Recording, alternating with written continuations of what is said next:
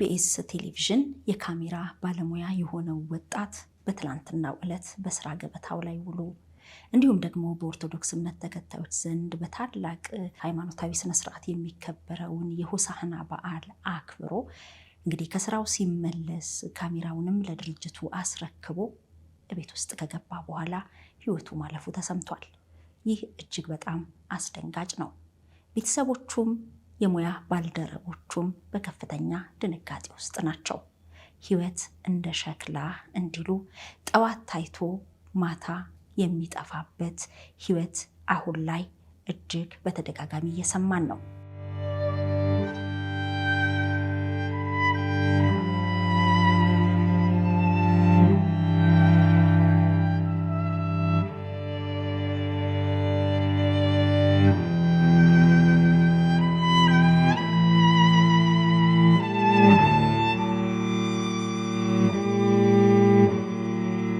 የበረታ ህመም ገጠመው ሳይባል ስራ ውሎ ቤት ከገባ በኋላ በትንሽ ህመም ህይወቱ አለፈ ሲባል ብዙዎችን ያስደነግጣል። ይህ የኢቢኤስ የካሜራ ባለሙያ ወጣት 31 ዓመቱ ነው። ላለፉት 6 ዓመታት ያህል በኢቢኤስ ቴሌቪዥን በካሜራ ባለሙያነት ሰርቷል። በትላንትናው ዕለትም በባህር ዳር ከተማ በስራ ላይ ነበረ። ስራውን ካጠናቀቀ በኋላ ወደ አዲስ አበባ ገብቶ የስራ እቃዎችንም ለኢቢኤስ አስረክቦ ነበር ወደ ቤቱ የገባው። ግን ደግሞ በድንገት ህይወቱ ማለፉ ተሰምቷል። እህቱ ትንሽ አሞት ነበር ማለቷ ተሰምቷል። የዚህን ወጣት ህልፈት በተመለከተ የሙያ ባልደረቦቹም በከፍተኛ ሀዘንና ድንጋጤ ውስጥ ሆነው የተሰማቸውን እየገለጹ ነው። ትላንት ሚያዝያ 5 2017 ዓመተ ምህረት የሆሳዕና በዓልን አክብሯል። ዮናታን ሰለሞን ይባላል። የኢቢኤስ የካሜራ ባለሙያ ነው። 31 ዓመቱ ነው። በኢቢኤስ በካሜራ ባለሙያነት ለ6 ዓመታት አክብሯል። ትላንት ሚያዝያ 5 2017 ዓመተ ምህረት በባህር ዳር ከተማ ሆሳዕና በአርአያም በማለት በዓሉን አክብሯል። ለወዳጆቹም እንኳን ለሆሳዕና በዓል አደረሳችሁ ሆሳዕና በአርአያም እያለም መልካም ምኞቱን ገልጿል። በማህበራዊ ሚዲያ ላይም ፎቶ ተነስቶ ለሌሎች ወዳጆቹ አጋርቷል። ትላንት ከባህር ዳር ተነስቶ ከሰዓት በኋላ አዲስ አበባ ደረሰ። ወደ ኢቢኤስ አምርቶም ካሜራውን አስገብቶ ወጣ። ይሁንና ግን በመኖሪያ ቤቱ ህይወቱ ማለፉ ተሰማ። ይህ እጅግ በጣም አስደንጋጭ ነው። የኢቢኤስ አዲስ ነገር ፕሮግራም ጋዜጠኛ የሆነው ኤርሚያስ ገሰሰ ይህ እኮ ትላንት በዚህ ሰዓት እኮ ነው ባህር ዳር ላይ ለእህቱ የገዛውን ፎጣ እያሳየን ነበር እኮ ትላንት በዚህ ሰዓት እዚህቹ ቦታ ቡና ጠጥተናል እኮ የበረራ ሰዓታችን እስኪደርስ ስንስቅ ስንጫወት ነበር እኮ የቆየ ነው። ወደ ምሽት ኤርፖርት ላይ ደህና ሁን ተባብለን ነበር።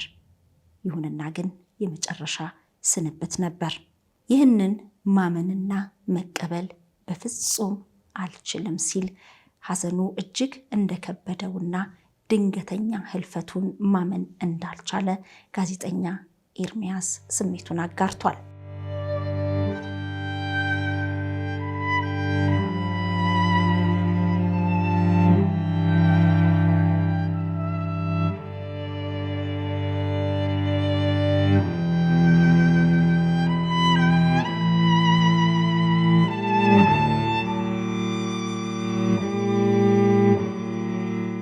ደራሲና ጋዜጠኛ ቴዎድሮስ ተክለአረጋይ በበኩሉ ሰው እንደ ሸክላ ተሰባሪ መሆኑን ማሳያ ነው ብሎ ሁላችን ሟች መሆናችንን ብናውቅ በደላችን ባልከፋ ነበር ይላል።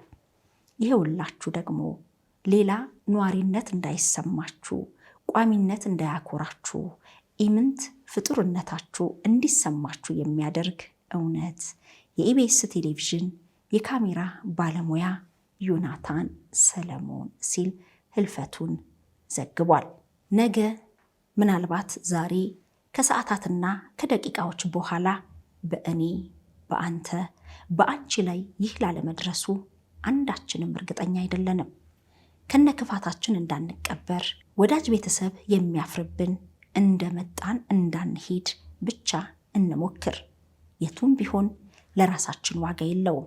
እኛ ግን ሰዎች ነን። ውስጣችን ዘላለማዊነትን የሚሻ አለመረሳትን፣ መታወስን የሚሻ ስንታወስ በመልካም ስራችን እንዲሆን ለሰው ልጅ በተረፈ ስራችን እንዲሆን ለማድረግ ብቻ እንጣር ሲል ሐዘኑንም ገልጿል። ሕይወት እንደ ሸክላ እንዲሉ ጠዋት ታይቶ ማታ ማለፍ፣ ይህ እጅግ አስደንጋጭ ነው። ዕድሜ መገስገሱን ከንቱ ሰው ዘንግቶት ነገ አልፎልኝ ይላል ማረፉን ረስቶት። አይቀር መንፈራገጥ ያሆድ እስኪሞላ ወድቃ እስክትሰበር ሕይወት እንደ ሸክላ እንዳለችው የቀድሞ ድምፃዊት ሂሩት በቀለ ሕይወት እንደ ሸክላ አሰኝቷል የዮናታን አሟሟት። ሕይወት እንደ ሸክላ የተሰኘውን ግጥም የሰሩት ጋሽ ተስፋዬ አበበ ወይንም በቅጽል ስማቸው ፋዘር በሚል የሚጠሩት ናቸው። እንግዲህ ሕይወት እንደ ሸክላ መሆኑን ብዙ ሰዎች ቢያውቁ ቢረዱ ይህን ያህል ክፋትን ባላነገስን ኖሮ ብለው ሕይወታችን ከንቱና ተሰባሪ እንደሆነ የገለጹበት ዜማ ነው። ወደ ሌላኛው አሳዛኝ መረጃ ደግሞ ስናልፍ ወደ ድሬዳዋ ነው የሚወስደን። በድሬዳዋ የ23 ዓመት ወጣት የ7 ወር ነፍሰ ጡር እየሆነች እናት በአነር ተበልታ ሕይወቷ ማለፉ ተሰምቷል። እጅግ በጣም አሳዛኝ ነው። ይህቺ እናት ልጇን ለማቀፍ እየጓጓች ቀኗን እየቆጠረች ባለችበት ወቅት ድንገት ባልታሰበ ሁኔታ በአነር ተበልታ ሕይወቷ ማለፉ ብዙዎችን አሳዝኗል። ይህ የሆነው በድሬዳዋ አስተዳደር አዋሌ ቀበሌ ገበሬ ማህበር በላ ተብሎ በሚጠራው አካባቢ ሲሆን ነገሩ የተፈጸመው ደግሞ ሚያዝያ 3 ቀን 2017 ዓመተ ምህረት ነው። ሕይወቷ ያለፈው ወጣት የ7 ወር ነፍሰ ጡር የነበረችው እናት ኡሲያ ሙስጠፋ ትባላለች። ሚያዝያ 3 2017 ዓመተ ምህረት ከጠዋቱ 4 ሰዓት ገደማ በመኖሪያ አካባቢዋ ላይ በመንቀሳቀስ ሳለች ነው በአነር ተነክሳ ሕይወቷ ያለፈው። በአነር ተበልታ ሕይወቷ አልፏል ሲል የድሬዳዋ ፖሊስ ጠቅላይ መምሪያ የሚዲያና ገጽታ ግንባታ ዲቪዥን ኃላፊ ኢንስፔክተር ዳግም ተፈራ ለብስራት ተናግረዋል። ይህ እጅግ በጣም አሳዛኝ ነው። በተለያዩ አይነትና ምክንያቶች በየዕለቱ የሰው ልጅ እየረገፈ ነው። ነገኛም ተረኛ ነን። መቼና በምን አይነት ሁኔታ ውስጥ ሕይወታችን እንደሚያልፍ አናውቅም። ሰው የተወለደበትን እንጂ የሚሞትበትን ቀን አያውቅም። እስከዛው ግን በምድር ላይ ሳለን መልካም ስራዎችን ብንሰራ የሚለው ዛሬ እነዚህ አሳዛኝ ህልፈቶች ከተሰሙ በኋላ በማህበራዊ ሚዲያ የተንሸራሸሩ ሀሳቦች ናቸው። ነፍስ ይማር።